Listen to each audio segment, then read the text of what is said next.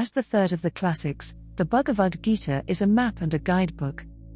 It gives us a systematic overview of life, shows various approaches to the summit with their benefits and pitfalls, offers recommendations, and tells us what to pack and what to leave behind. It gives the sense of a personal guide. It asks and answers the questions that you might ask, questions not about philosophy or mysticism, but about how to live life effectively in a world of challenge and change. The whole story of the Bhagavad Gita takes place on the battlefield of Kurukshetra, upon which two sides of a family, the Pandavas and the Kauravas, are preparing for battle. The text itself is positioned around a conversation between two characters, Krishna and Arjuna. Like many other writings of this period such as the Upanishads and the Dhammapada, the Bhagavad Gita or Song of the Lord seems somewhat timeless in the fact that it's relevant whether we lived 1,000 years ago, or we're living in a modern age. Explore what happens when Arjuna has to make life-changing difficult decisions, specifically the decision as to whether he should battle against his own family members in a war of good versus evil, and the importance of living a life of truth and purpose. The most interesting and often misunderstood aspect of the Bhagavad Gita is that it's entirely representational and highly symbolic.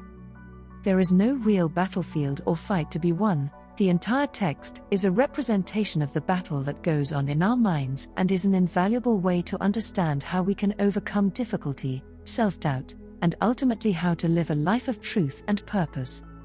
Whether you're an ancient yogi or a modern-day practitioner, this text speaks to anyone who ever feels as though their mind is a battlefield. The pages of the Bhagavad Gita delve into the aspect of Dharma, which translates as that which upholds and is often known as life purpose. Famous writers like Henry David Thoreau, John Keats, and Walter Hagen, and even composer Beethoven are known to have found comfort and guidance in the pages of the Bhagavad Gita. Gandhi was indeed another prominent figure who considered the text to be a crucial component in uncovering his life purpose. The Bhagavad Gita encourages us to live life with purity, strength, discipline, honesty, kindness, and integrity to find our purpose and live it fully.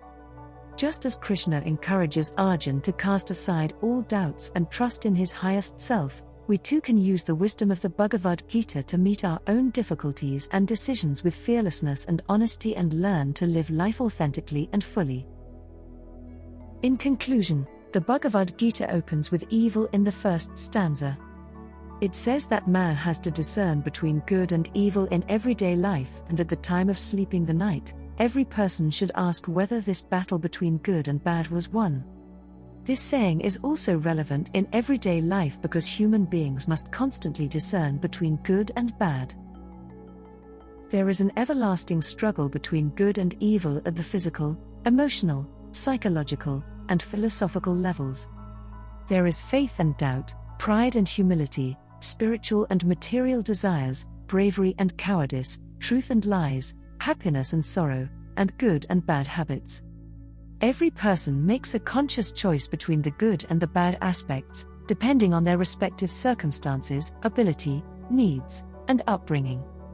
When they choose well over evil, their life will be peaceful, and this choice will take them one step closer to God.